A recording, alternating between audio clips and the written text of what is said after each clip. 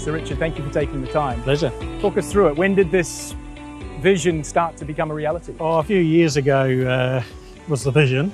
It used to be an old indoor cricket centre many years ago, way back in the 70s.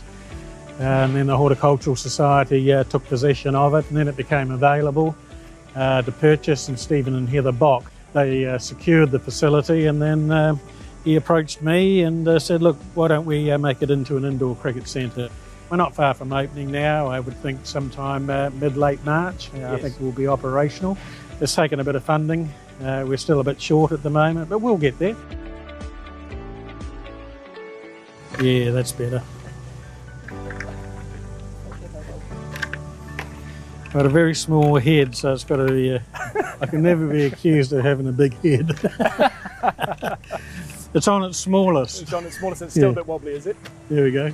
They've got the most important artwork already up there, you see. Yeah, well, that's right. But the thing is that if you look at it from the other side, we're bowling left-handed. Yeah.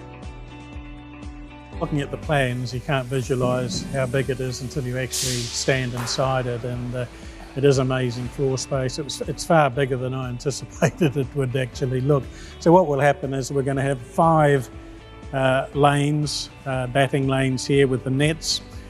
So the bowlers will run in from the other end, and they have the full run-up, which is great, whereas the old facility used to be about 10 or 12 yards and used to kick off from the wall to run in and bowl. The nets can be pushed back or rolled back, so that, again, it opens up the floor space, therefore it allows other sporting activities to be used here. And this makes this facility a community project. It just has so many options and opportunities for kids to grow their love of sport and become future New Zealand champions in whatever their chosen sport is. This is almost the pièce de résistance, isn't it? You can enjoy international cricket as it currently is, just beyond the pavilion here. Well, hard not to have this position, Richard, and look out at this fabulous setting without considering the state of New Zealand cricket, the health of the game.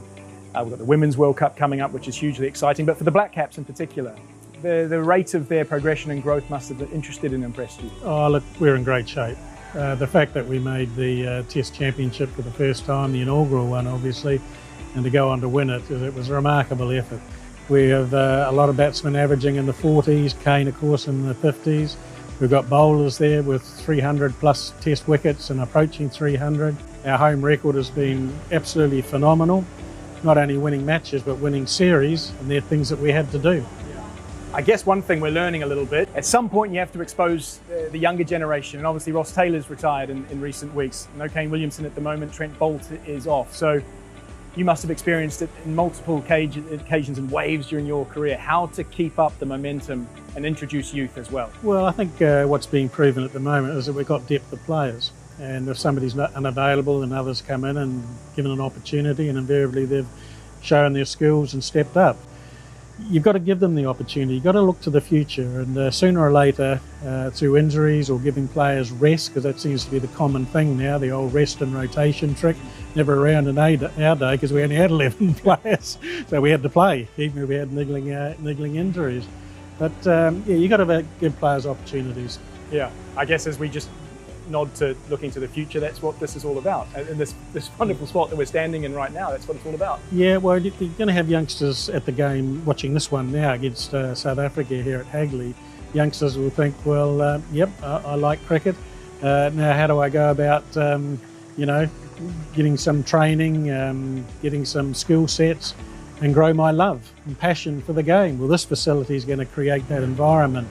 So it will produce white ferns, it'll produce black caps. So look, it's a win-win situation for everybody, and I'd encourage all areas around the country, all regions, to try and replicate these sort of facilities. And as I say, we're going to have a bright future. Indeed. What an opportunity and what a legacy to leave, Sir Richard. Thank you very much for your time. Thank you.